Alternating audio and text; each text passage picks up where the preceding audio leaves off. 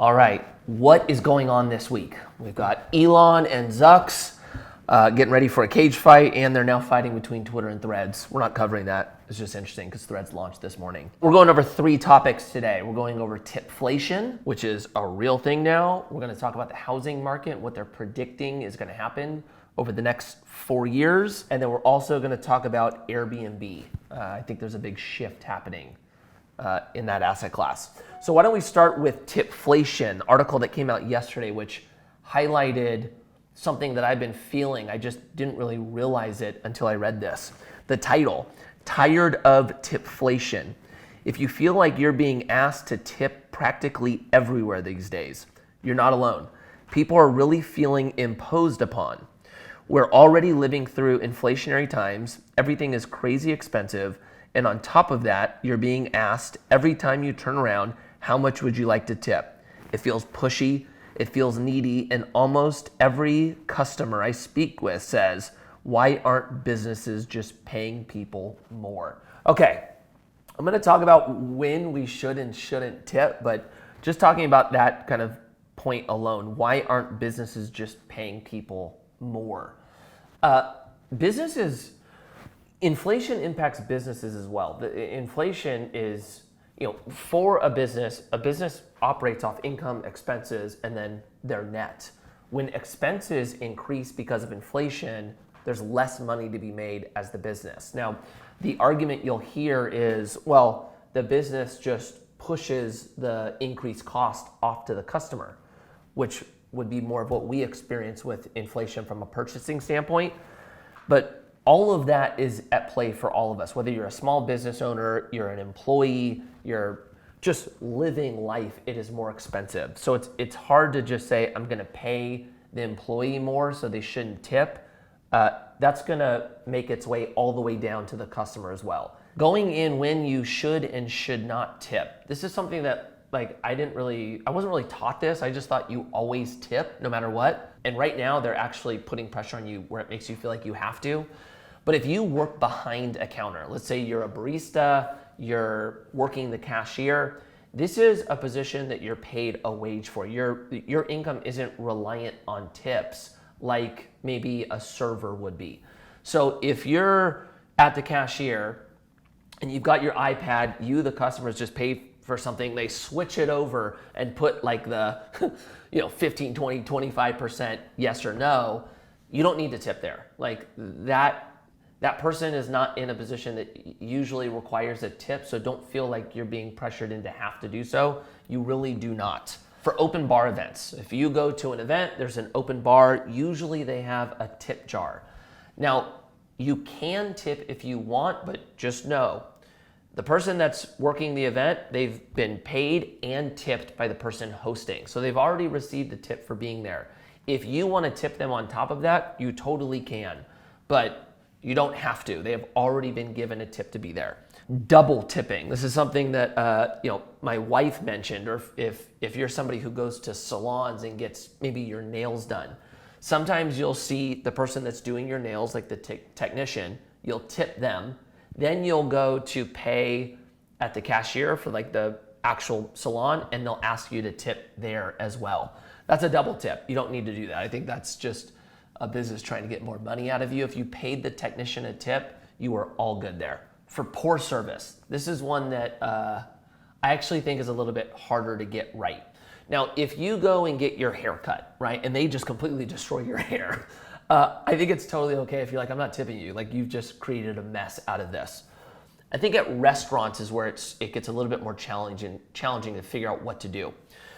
If you have somebody who's a server and they're just terrible, like they're rude, they're short with you, the experience with them is just not pleasant, I think you have some discretion on maybe bringing your tip down. I think treating it as a sliding scale is actually okay. Where if 20% is maybe the benchmark, if you wanted to bring it down to like, let's say 10, or some people just don't tip at all if it's a terrible server. But what I would kind of challenge you on this one is sometimes at restaurants when we get frustrated, it's not entirely the server's fault. If it's a busy restaurant, or your food takes a long time to come out, or there's something about the restaurant's atmosphere that is not enjoyable, I think dinging the server is actually not appropriate. They're kind of doing the best they can in the scenario they're at. So I would say think about that one before you choose not to tip them. If it is them kind of maybe a poor attitude, or you feel like you just got a terrible service from them, the individual, I think it's probably good to like discreetly, or maybe you just have to ask them straight up, go speak to the manager and kind of just bring it to their attention that you had a poor experience with that individual. Maybe mention that it wasn't the total restaurant's issue, and then go from there. But I think 10% in my perspective is kind of the floor. Going no tip on somebody, I think, is actually a hard move. I wouldn't recommend it. But I think a sliding scale between 20 and 10 is actually good. Second, the housing market. This is one that we're all feeling right now. The title, Housing Experts, Convincing Price Rebound to Come Next Year. Home prices are expected to decline slightly this year before growing again in earnest in 2024. So kind of what they're mentioning, we'll start to see home prices rebound. Still, the pace of growth, this is important. The pace of growth will be nothing like sellers or buyers have seen in a while. A normal pace, that is. For instance, 117 economists and housing experts polled by Zillow expect home prices to increase at an amount rate of 3.5% until 2027, after bottoming out this year. That would be more of a stabilized trend last seen in the 1990s before the housing boom and bust of the 2000s. This is something I think is really important to touch on. What we experienced in the last 3 years was not normal. This is a scenario that may never come again. And the inflation or the appreciation that many people saw in their house and how big and fast it was, that's over. That is the expectation of that continuing is an unrealistic expectation. So what does that mean? In a lot of areas, you're seeing prices come down, right? That will rebound, that will start appreciating, and then we'll get into a cycle again where you'll see prices correct and so on and so forth. That is very typical.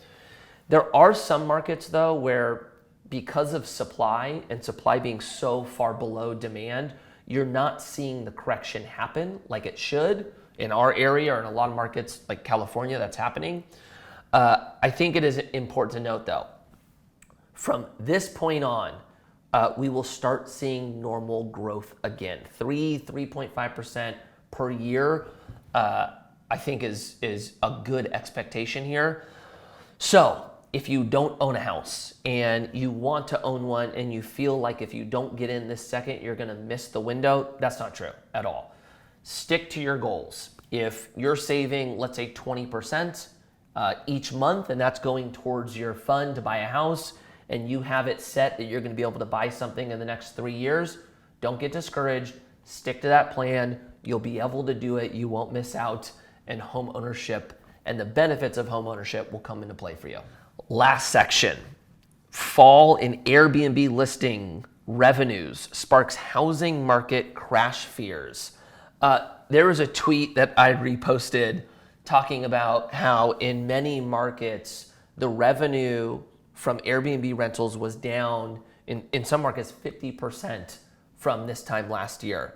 The title of this one, Falling Revenues Per Listing for Airbnb, the popular service that lets property owners rent out their spaces to travelers, could trigger a housing market crash on par with the 2008 subprime crisis in some cities, according to one real estate expert.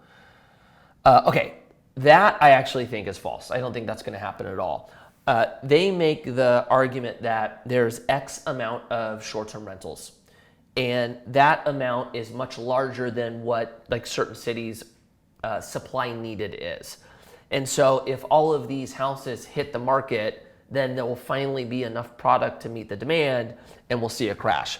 I don't think that's going to happen. I really don't.